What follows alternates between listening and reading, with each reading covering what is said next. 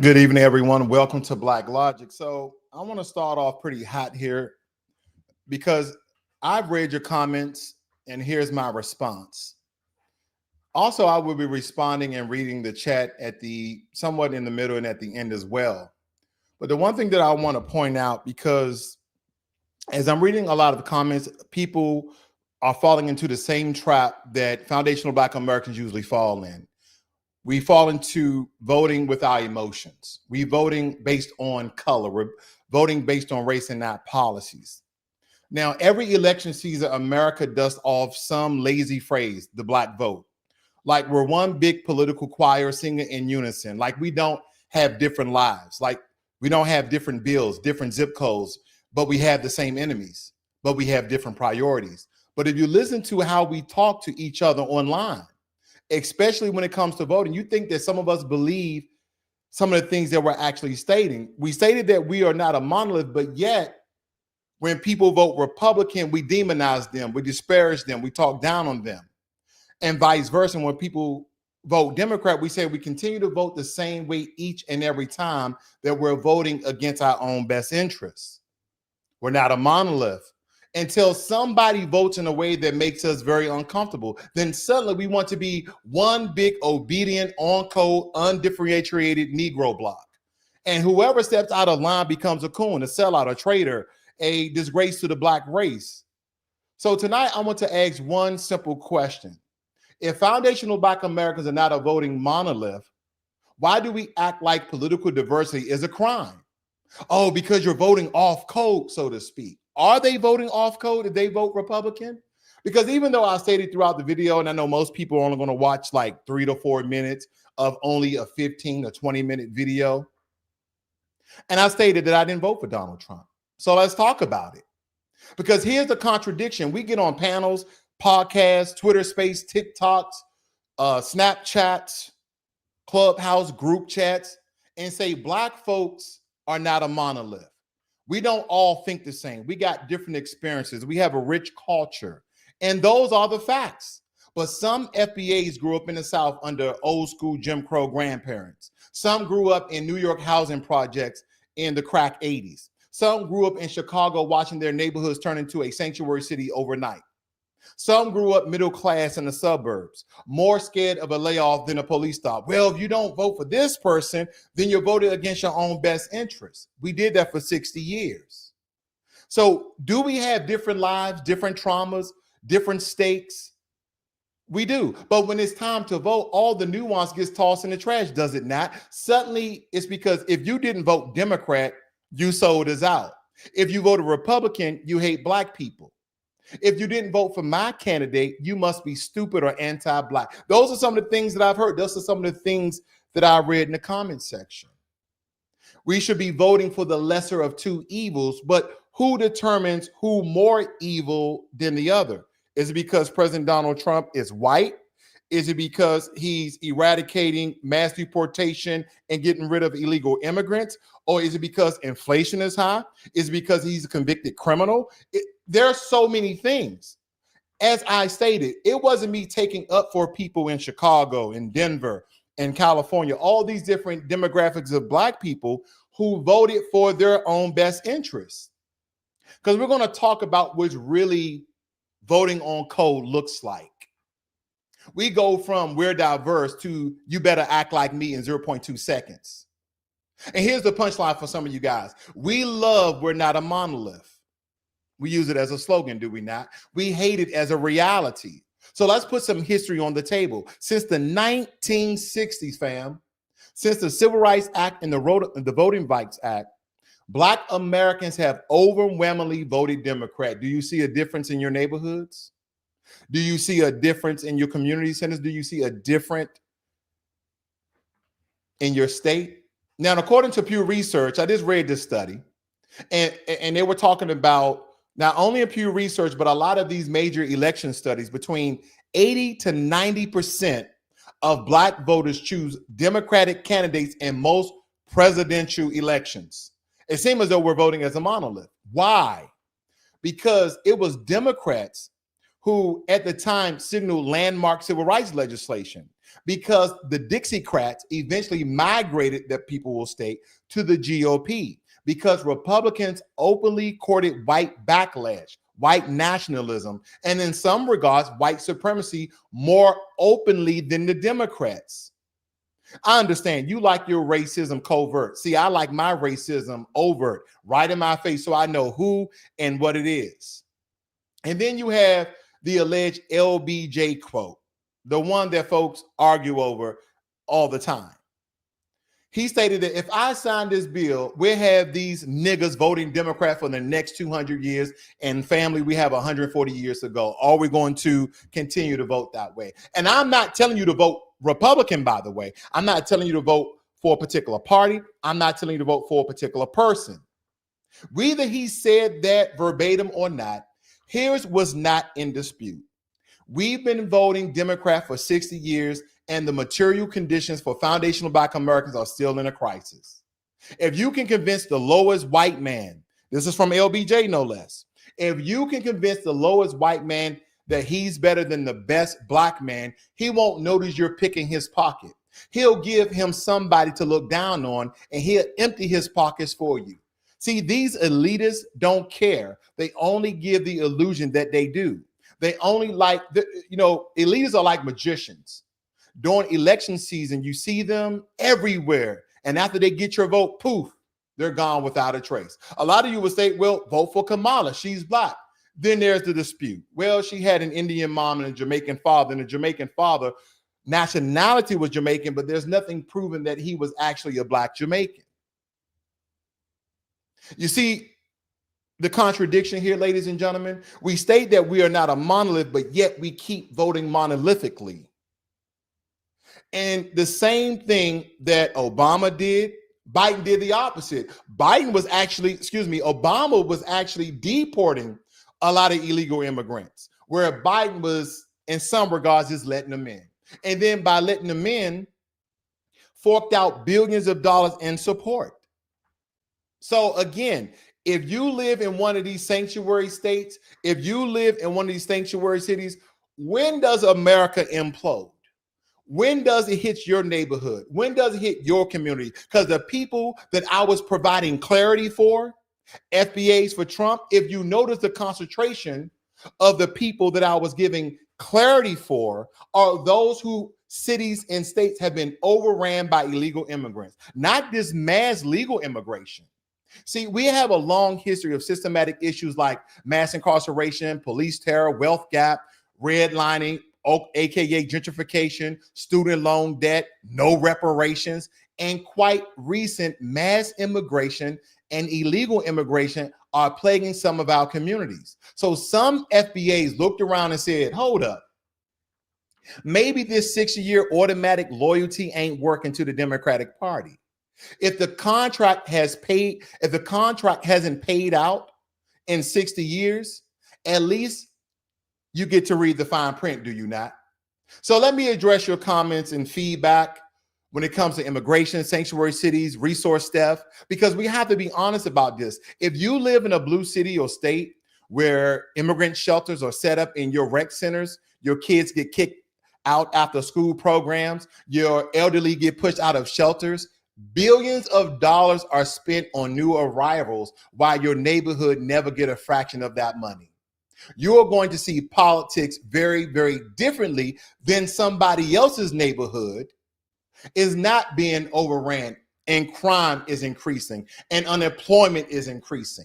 But you see people who are foreign to the land, who barely speak the language, are getting all sorts of benefits, not just an EBT card, an ID card, but jobs. And they're being let go from prison after 1 or 2 days. Yeah, you're going to see politics very, very differently from a Black person who maybe live in a quiet suburb watching it all on Twitter and TikTok unfold. These are not hypotheticals, ladies and gentlemen, because when we talk about Chicago, New York, Denver, Minnesota, just to name a couple, Black youth and elders have literally been evicted out of community spaces to make room for people who just arrived. And some FBAs look at that and they said, I don't care about party branding. I care about who's going to shut this down. Because a lot of people, believe it or not, are one issue voters. Some people voted to eradicate illegal immigrants from their communities, their cities, their states, their townships. Some people voted on unemployment. Some people voted on healthcare. Some people voted on a slew of different things. The question, does that mean that every FBA in those cities voted Republican? No. Does it mean the ones who did are dumb or off code? No. It means they voted from survival, from lived experiences, from watching their already limited resources get snatched in real time. If your block becomes the border, don't be shocked when your vote stops being theoretical. And then there's another category of FBA you guys mentioned, and I'm one of them. The ones who say, I didn't vote for Trump, I didn't vote for Biden, I didn't vote for Kamala, but I did vote. See, local elections, state races, alternative candidates, or people like even a Marianne Williamson, who at least put reparations on paper with actual numbers. Well, what about Cornel West? Oh, my good brother, Cornel West wasn't talking about no damn reparations. He really was. He wasn't talking about power. And if you look in the foundational Black American Black media, you will notice that everybody pointed out those candidates who were not talking about tangibles. Remember the saying that we all had a slogan about? No tangibles, no vote. No tangibles, no vote. But now that President Trump was elected 47, now we're like, oh, you know what? We're no longer voting for the couch. That didn't work in our best interests. Remember that? But I thought no tangibles, no vote. Well, if you don't vote, then that's a vote for President Trump. No, it's just not a vote. See, here's the thing. If you don't vote, the Democrats depend on foundational Black Americans each and every 2 to 4 years. They come to our communities, they come to our neighborhoods, and they make very, very empty promises. We get all hyped up. They throw concerts. They get all the popular people because they know for some reason foundational Black Americans have reverence for entertainers, comedians, singers, and rappers, which they do nothing on a large scale for the Black community. Yeah, they may go back to their township. They may go back to their cities and throw out a couple of turkeys and start a little club. But for the Black collective, they don't have enough money to do anything because this country owes foundational Black Americans a debt. See, again, not excuses, but clarity. And that is where we have to land. Stop being so damn emotional about this. This is about policy over party. This is about policy over skin color. Because, again, we did this, did we not? We voted for Obama. I voted for Obama twice. You would think that I would learn after the first one. But nonetheless, let me guys show you something that I think is very important because maybe you guys missed her. And I'm not saying that she was going to do it, but at least she came out publicly and said it more so than Kamala Harris has ever done. Because it seemed like there was a lot of Kamala Harris reporters and supporters. So let's check this out. Psychological and emotional and spiritual forces that prevail within the journey of an individual prevail within the journey of a nation, because all that a nation is a collection of individuals. So if you're clued in as to what changes one life, you're clued in as to what changes the world. And what we know is that in order to transform a life, you can't just change things on the outside. You have to change things on the inside too. And among other things, you have to be very clear, brutally honest with yourself about your character defects. You have to be willing to atone, you have to be willing to make amends, and you have to be willing to change. It's time for the United States to do the same in some areas where we have character defects as a nation, in areas where we have not lived, either in the past or in the present, as who we say that we are. We have not lived and we are not living on the principles on which we purport to stand. One of these areas is the issue of race. Now, we had slavery in the United States, obviously. We abolished slavery. But at the end of the Civil War in 1865, even though 40 acres and a mule was promised by General Sherman to every formerly enslaved person, in most cases, that acreage and that mule were not given, and even in the cases where they were, in most cases, they were then taken away. What that means is that full economic integration into the new condition of freedom was never achieved. In fact, quite the opposite. Throughout the American South, Black code laws were passed, which were to ensure the subjugation of the formerly enslaved population. John Birch Society, Ku Klux Klan, lynchings, the institutionalization of white supremacy and segregation. And those horrors, that next phase of violence against Black people in America, was not fundamentally addressed until the 1960s and the Civil Rights Movement. And once again, was progress achieved? Yes, progress was achieved, but we have not finished the job of full reconciliation. Not only that, in many ways, we have slid backwards. We have actually chipped away at the Voting Rights Act. Mass incarceration is a horrifying example of an institutionalized racial discrimination in criminal sentencing. We have a problem in our times, and we need to address this problem, not just in incremental ways, but in fundamental ways. I propose a plan for reparations for slavery. Just as the German nation has paid $89 billion in reparations to Jewish organizations since World War II, and just as the United States has paid $20,000 in reparations to descendants of those who were in Japanese internment camps during World War II, I propose a $100 billion plan of reparations to be paid over 10 years. I submit that we should choose a council of esteemed African-American leaders who were given over a 10-year period, $10 billion a year, and this money should be dispersed as they deem most appropriate in order for economic and educational revitalization to be. So with that being said, of course, the $1 trillion that she's talking about will have to be up to around 20 trillion to probably even $25 trillion. But no less, if we're going to vote on code, this is one of the persons that was actually speaking about reparations, no less.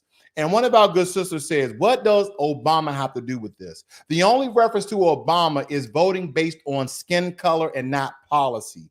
That is why I mentioned Obama. Let's not be emotional about this. We've been emotional too darn long, and we really need to start paying attention to policy. Because again, this is not excuses. This is not reasons. This is about clarity. Now, did Marianne Williamson win? No. She did make the final. She didn't make the final cut. No, but she did something most candidates refuse to do. She said the reparations word out loud with a price tag. Now, again, that $1 trillion pretty much nothing. Will have to be more like $20 trillion. Okay, but a $1 trillion framework for descendants of American slavery, no less. Now, ask yourself, if you say you're on code and our vote should reflect reparations and tangibles, how is voting for the other only candidate even talking about reparations off code? Why no one brought up Marianne Williamson? Because people were probably voting on skin color. That is why majority of Black Americans were trying to get people to vote for Kamala. She said nothing about reparations. As a matter of fact, I do digress. It was one public setting. I think someone caught her in passing. Maybe she was on a podium. I do not recall the setting, but nonetheless, she stated after she had backlash of the first time she was asked about reparation, and she basically said, no, this time she's like, yeah, I'll do something with reparations. That was kind of what she got around to. So again, how is voting the only candidate even talking about reparations off code? While voting for politicians who openly dodge, dismiss, or mock reparations is considered on code. You can disagree with this strategy. You can say it's not valuable, but you can't call that anti-Black. Because, and here's the punchline, if reparations are the demand, then voting for the only person mentioning reparations is not treason, it's consistency. Because reparation, whoever that candidate is, doesn't have a skin color to me. The only thing I see is dollar sign for what this country owes to our people. Here's the heart of the hypocrisy.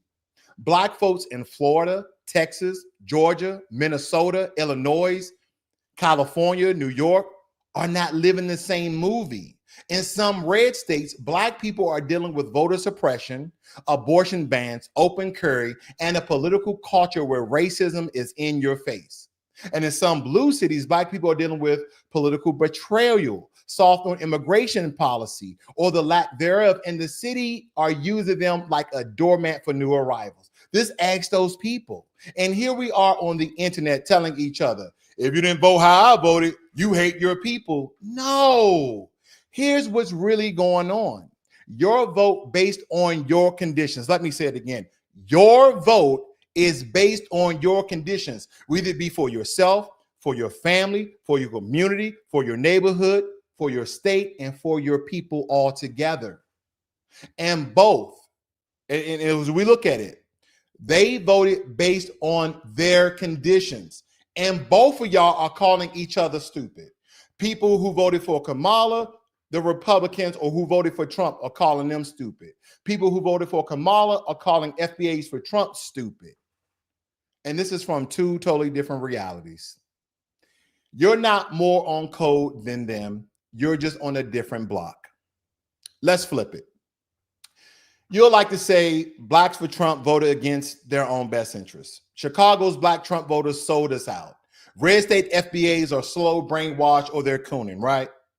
Riddle me this then. If you voted for Harrison Walls, if you voted for established Democrats who openly rejected reparations or gave nothing but task force and studies and word salad, while candidates like Marianne Williamson put cash reparations on the table. See, she is at least talking about reparations. She at least had a plan of reparations.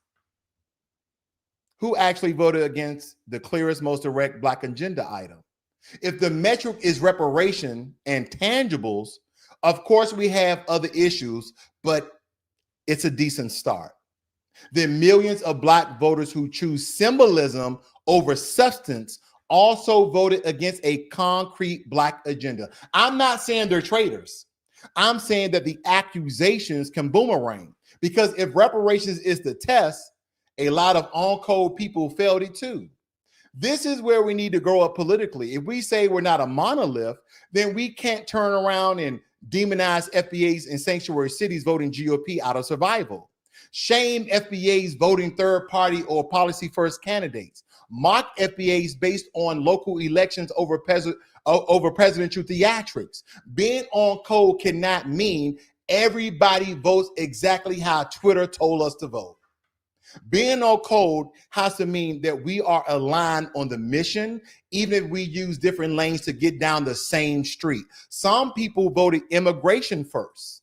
Some voted economy first, policing first, reparations first. That doesn't automatically make us enemies. What make enemies is when we tear each other down harder than we tear down the politicians who failed us all together. That is the thing that we really have to pay attention to. One group always lies, the Democrats. One group always ignores the Republicans. So where we are, where you gotta vote because our ancestors died for us to vote. Our ancestors died for us for freedom to do whatever the hell we want to do. And believe it, you may not like that, but thank God for our ancestors who bled and died for us to have that freedom. And believe me when I tell you this, I'm not hating on my FBA brothers and sisters who voted for Kamala, and I'm sure them ain't gonna hate my brothers and sisters who voted for Trump, because all of you guys think you voted for your best interests. I was voting for reparations. See, we don't have to be in the same lane. You know how you have a 4-lane highway all going the same direction? We don't have to be in the same lane. But if we're on the same street, heading in the same direction, we're still moving as a people. If we really want to stop this cycle, stop screaming at each other over every 4 years, stop getting played by both political parties that do not fear us because we're not being unified. Wait a minute, is that monolithic? Oh, we should be voting on code, not on skin color, not on the illusion that a particular party is going to do something for us, even they don't state it. Yeah. Jim Clyburn every 2 to 4 years comes out with a fish fry to garner the black vote, but he never says what he's going to do when it comes to tangibles. Let's stop being emotionally dragged by red versus blue puppet shows. See, in my opinion, I can dumb it down. I can decrease it down. We need two things. We need grassroots candidates. We grow ourselves. Let me say it again. We need grassroots candidates. We grow ourselves. People who can't be easily bought, manipulated, blackmailed, or flipped.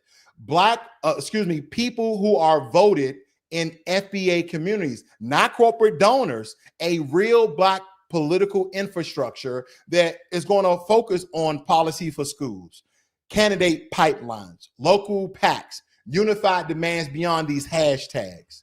Because right now, we're arguing about who picked the lesser of two evils instead of building someone who doesn't see us as expendable. And yes, whoever we build has to serve America as a whole, because foundational Black Americans are Americans, but they also have to pay the debt that this country owed to us, whether it be for slavery, Jim Crow, redlining, mass incarceration, and ongoing systematic theft that our people have been through, even to this day. If you are not fighting for that as a baseline family, don't talk to me about who's on code and who's off code and you voted for the orange man and this, that, and the other. Because as I stated before, I didn't vote for him. But you guys are mad about the clarity I provided of people who did vote for him. And I did read a comment say, hey, can you get one of the people who voted for Trump on the podcast? I'm thinking about getting P-Ray back. I messaged her today on Twitter. So we'll see if we can get our young sister back and how she started an organization to flip Chicago red. Because again, she just got tired of the benign neglect of the Democratic Party. And again, I'm not a person that's going to just jump on ship with each and every person because of their own problems in their own jurisdiction and their own areas. Absolutely not. If all your political energy is spent policing other Black voters and not the system that failed us, you're not on code. You're on strip. So let me leave you with this before I kind of go through some of your comments and maybe some of your questions. Foundational Black Americans are not a voting monolith, and we shouldn't be. We can't be. Our lives are too different. Our history too complex. Our needs are varied. But we can be a very strategic people, a disciplined people, a people who debate without devouring each other, a people who knows the difference between disagreement and treason. We don't all have to fit in one lane. I'd rather we be in different lanes, same street, same direction. That'll work. Because if you don't understand that, you probably didn't understand anything else I said. See, this platform here, ladies and gentlemen, we don't worship parties. We interrogate them. Republican, independent, and Democrat, where we don't just vote blue or red. We vote Black and vote smart. And where the goal isn't to be a monolith, it's to be a people that actually survives the game. And that's the thing. Let's not beat up other foundational Black Americans and have this so-called political tribalism. See, we talk about immigrants that come to this country, especially Black immigrants from the Caribbean and Africa that come here and they bring that tribalism here. Let's not start political tribalism. Let's respect people's vote and ask them the reason why they vote and truly understand. You don't have to agree. You don't even have to like it, but at least take the time to comprehend and understand the jurisdictions that they live in and what's truly going on in their neighborhoods. Because if anything, if Trump didn't do anything else he said he was going to do, he sure is mass deporting a lot of illegal immigrants. And believe when I tell you this, those FBAs for Trump, those Chicago flip red, Denver, and all these other states, they are still complacent on their vote because that is what they voted for. Let me see some of your comments. Okay, we got G2P states, did that woman make it on the national ballot? I don't believe her message got out. If so, I'll pick her over Cornel West. Okay. And see, for sure.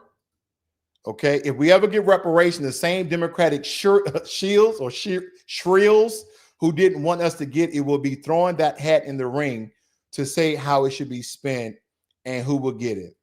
This video was simply a response to people who was lashing out because of the FBAs for Trump video I did to provide clarity of why they voted. If I did an FBA for Kamala, I will still provide clarity and not demonize people that didn't vote for Kamala.